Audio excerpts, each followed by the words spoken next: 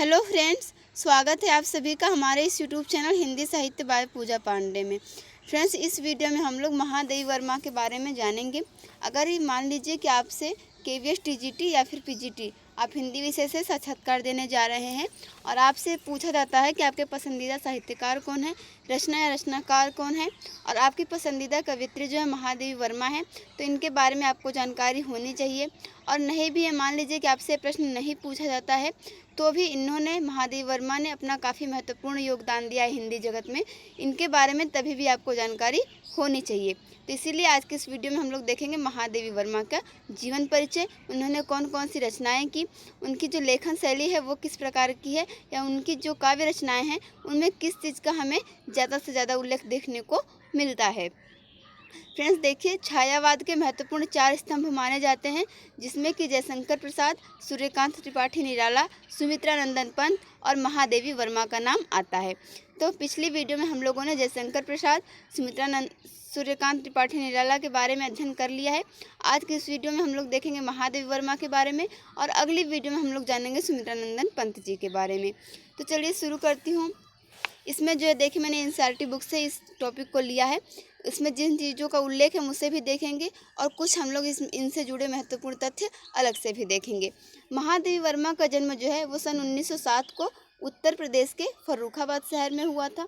इनकी जो शिक्षा दीक्षा है वो प्रयाग में हुई थी और प्रयाग महिला विद्यापीठ में इन्होंने जो है काफ़ी लंबे समय तक प्राचार्य के पद पर भी कार्य किया था और उन्होंने लड़कियों की शिक्षा के लिए काफ़ी प्रयास किया था। सन 1987 में इनका देहांत हो गया था। महादेवी वर्मा को जो है आधुनिक युग की मीरा भी कहा जाता है। इन्हें आधुनिक युग की मीरा की उपाधि प्रदान की गई है। महादेवी वर्मा को हिंदी के विशाल मंदिर की वीणा पाड़ी भी कहा जाता है। इनकी प्रमुख काव्य संग्रह की बात करें तो निहार, जो कि 1930 ईस्वी में प्रकाशित हुआ, रश्मि 1932 ईस्वी में, निर्जा 1935 ईस्वी में और यामा 1940 ईस्वी में, तथा जो दीपशिखा काव्य संग्रह था वो 1942 ईस्वी में प्रकाशित हुआ। ये सभी इनके प्रमुख काव्य संग्रह हैं।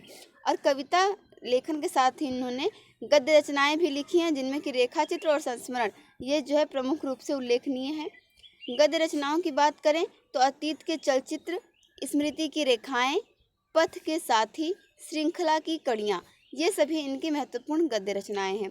महादेवी वर्मा को साहित्य अकादमी पुरस्कार और ज्ञानपीठ पुरस्कार से भी सम्मानित किया जा चुका है और भारत सरकार ने उन्हें पद्म भूषण से भी अलंकृत किया है।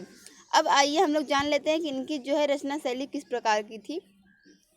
तो महादेवी वर्मा की जो साहित्य साधना है वो एक और आज़ादी के आंदोलन की प्रेरणा है और दूसरी ओर भारतीय समाज में स्त्री जीवन की वास्तविक स्थिति का बोध भी है। हिंदी गद्य साहित्य में संस्मरण एवं रेखाचित्र को बुलंदियों तक पहुंचाने का श्रेय महादेवी वर्मा जी को ही है। उनके संस्मरण और रेखाचित्रों में शोषित पीड़ित लोगों के प्रति ही नहीं बल्कि पशु पक्षियों के लिए भी आत्मीयता एवं अच्छे करुणा प्रकट हुई है। उनकी भाषा शैली जो है वो सरल एवं स्पष्ट है और शब्द चयन प्रभावपूर्ण और चित्रात्मक है। फ्रेंड्स देखिए, आपसे ये भी पूछा जा सकता है कि इनकी किन रचनाओं को जो आपको एनसीईआरटी में जो है वो पढ़ना था या फिर बच्चों को पढ़ाना था। तो आपने पढ़ा होगा इनका लिखा हुआ नीलकंठ, जो कि एक रेखाचित्र विधा की रचना है। नीलकंठ को आप लोगों ने पढ़ा भी होगा। बाकी इनसे जुड़ी जो कुछ पंक्तियाँ, जैसे कि मैं नीर भरी दुख की बदली, परिचय इतना इतिहास से ही, उमड़ी कल थी मिट आज चली, ऐसे कुछ महत्वपूर्ण पंक्तियाँ जो आप लोग सभी रचनाकारों की याद कर लें। इसके बाद देखिए, महादेवी वर्मा की बात करूं तो ये जो है बौद्ध दर्शन से प्रभावित एक रहस्यवादी कवयित्री के रूप में स्वीकार की जाती हैं और इनका जो सर्वाधिक प्रिय प्रतीक है, जो कि आपने इनकी रचनाओं में अक्सर देखा होगा, एक है दीपक और दूसरा है बादल। तो फ्रेंड्स, उम्मीद करती हूँ कि इस वीडियो में आपको महादेवी वर्मा जी से जुड़ी काफ़ी महत्वपूर्ण जानकारियाँ कम समय में ही प्राप्त हो गई होंगी। मिलते हैं नेक्स्ट वीडियो में, जिसमें हम लोग सुमित्रा नंदन पंत का जीवन परिचय देखेंगे या फिर कोई डेमो टीचिंग का टॉपिक देखेंगे। मैं तैयार कर रही थी, आज मैं डेमो टीचिंग ही करवाने वाली थी किसी टॉपिक पे, लेकिन अभी वो आधा ही हुआ है, इसलिए मैंने आज जो है महादेवी वर्मा को बताया आपको।